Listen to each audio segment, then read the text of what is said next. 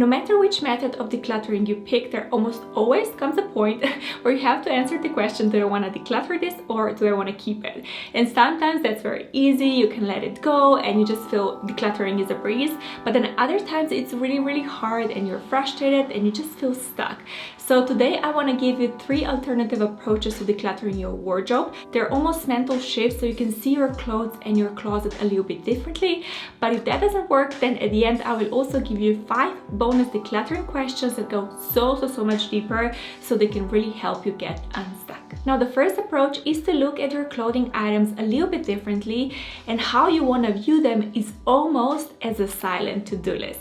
Now this is not a concept that I came up with, it's been written in books, and the idea behind it is that every item in our home is speaking to us.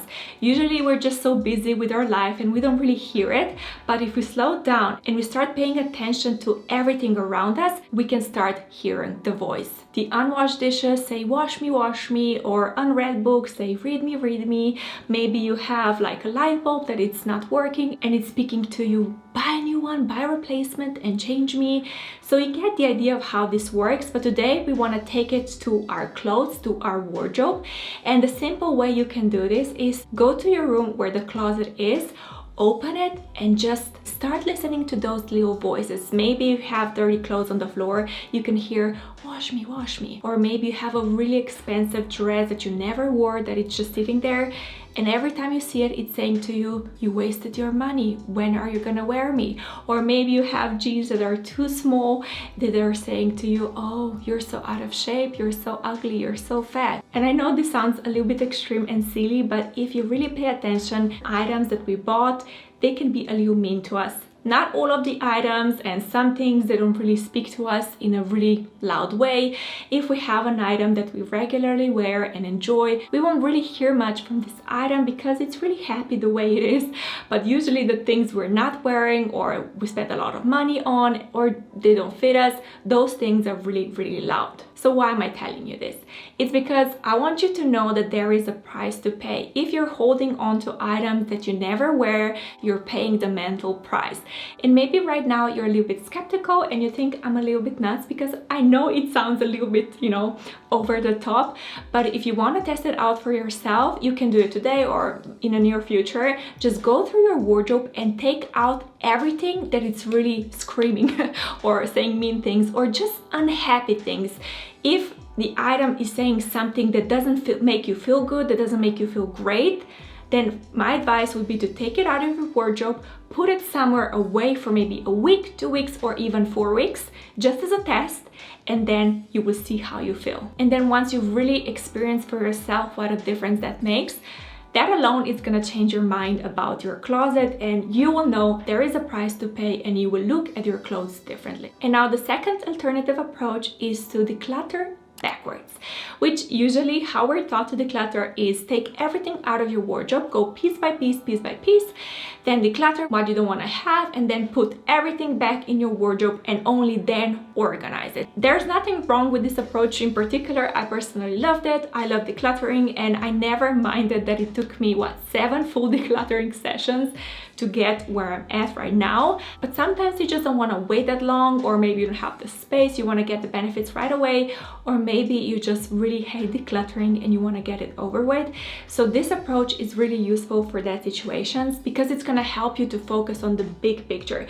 Very often, if we're just laser focused on small little pieces, on every single clothing items, we're not realizing what our wardrobes look like. So by decluttering backwards, what you do first is you decide how big of a wardrobe do you want to have in the first place. Do you want to have a 1 meter wardrobe? I don't know, 75 centimeter wardrobe? Do you have a 2 meter wardrobe? You decide pretty much on the size of the wardrobe that you want to have first, what feels right to you, where do you see yourself in the future, and then you go and declutter. So for example, if you have, let's say, 3 meters of closet and you know that's too much for you, so even if you go through clothing items and then you put them back, you still know you're gonna feel overwhelmed because that's not what you really want. But if you said, okay, I want to let go of 2 other closets and I want to just keep 1, you take everything out of your wardrobe and then that 1 meter closet is your limit, is your container, and this can help you declutter. And you can put as much as you want in this 1 meter closet,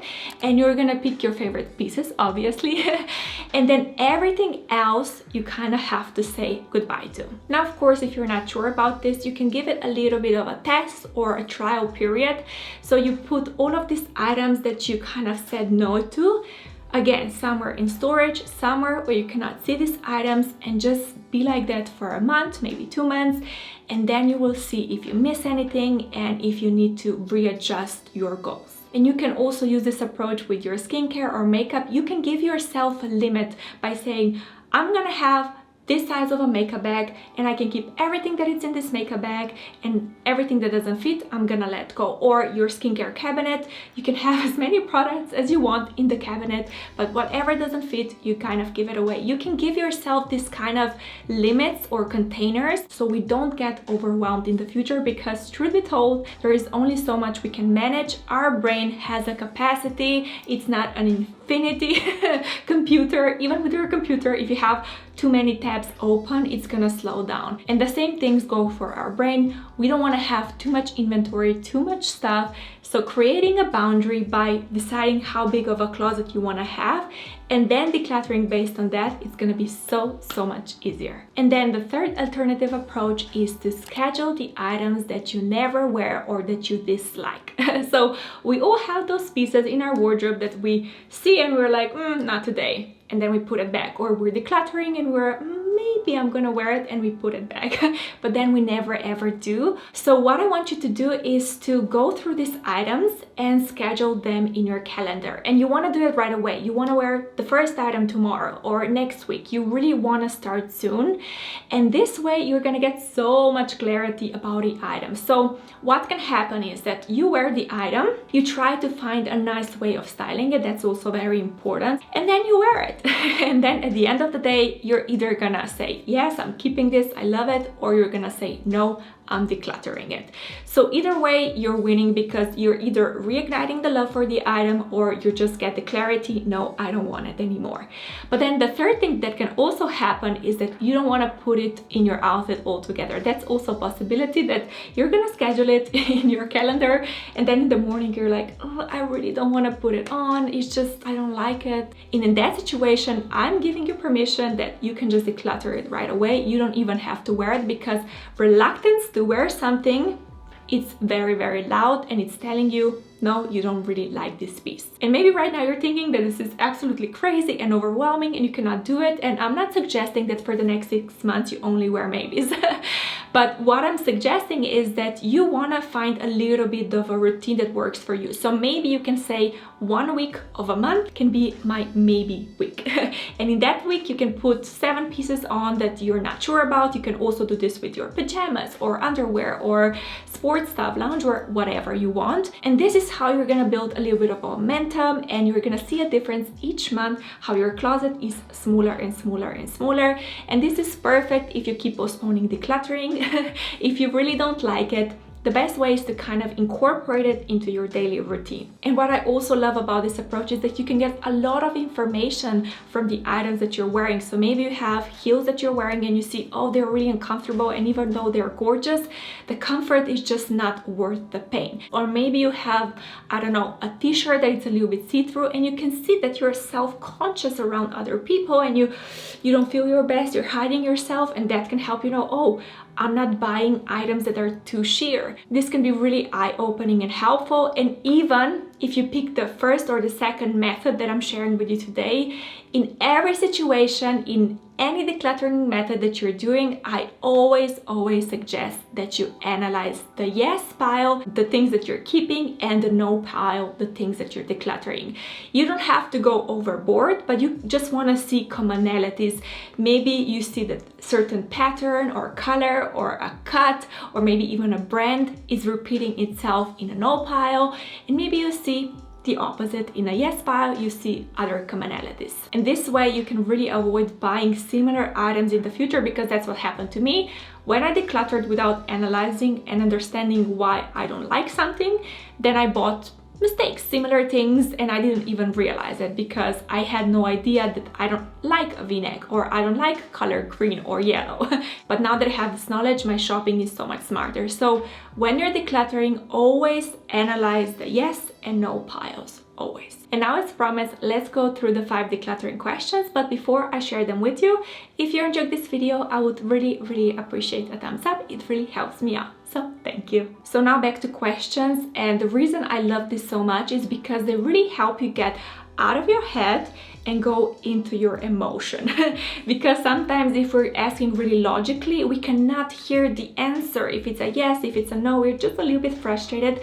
But deep down we know how we feel about something, and these 5 questions are designed to take that emotion out of you so you can get the clarity. The first question is actually not about a particular piece, but it's more about your closet, because we have to know when it's time to declutter, and we have to know when it's time to, you know, just enjoy it and have fun with it. And how you're gonna use this question is you go to your wardrobe, you open it, you look at everything in front of you, and you ask yourself, is this closet really me? Does it align with my goals in the future? And you're gonna feel it right away if it's gonna be yes or no. You're gonna feel it because you're not super focused on each particular piece, but just everything as a whole. And you're gonna say, oh no, this is not the right closet for me. Something's wrong, something is off. And you can then go a little bit deeper and maybe identify what is that misalignment, what doesn't really fit. But this question is so powerful because even when you design a wardrobe that you love, it can happen that in the future, in 6 months, in a year, 2 years, maybe your lifestyle changes or your mentality or whatever, you can again use this question, and if the answer is no, it's not really me anymore, you know you have to change a few things. And then the second question is really fun because you cannot cheat yourself.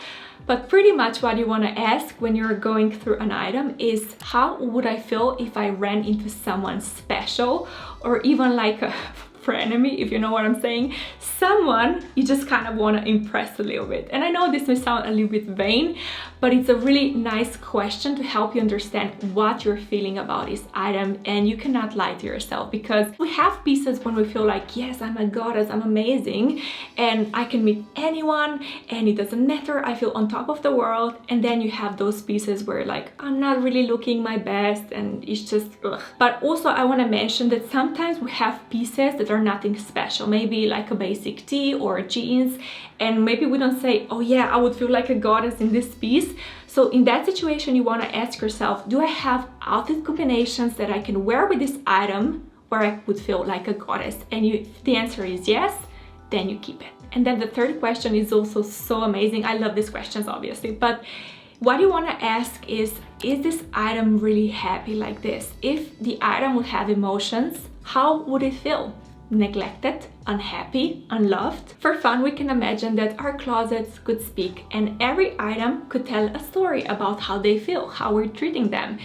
And this can help you really see emotionally what you feel about this item, because it's not logical. It's like, is this item happy? And you know it's not, because every time you wear it, you feel self-conscious, and the item cannot feel happy if it cannot help you feel your best, or the item is not happy if it's in the wardrobe neglected. And now to another very telling question, and that is, if someone told me that I had to get rid of it right now, would I feel secretly relieved? So again, this is gonna tell you with emotions right away. You're gonna feel, oh yes, I would be. Or if you like to go even more extreme, which I personally love this sub question even more, is to ask, if this item would just caught on fire right away and just burn down to the ground and there would be nothing left, would you feel relieved? Maybe if it's something expensive and you could sell, you know, not in that situation, but you know what I'm saying, that if you had no choice and it would just kind of burn, would you feel, oh, I don't have to take care of it anymore, I don't have to think about it, I can just let it go,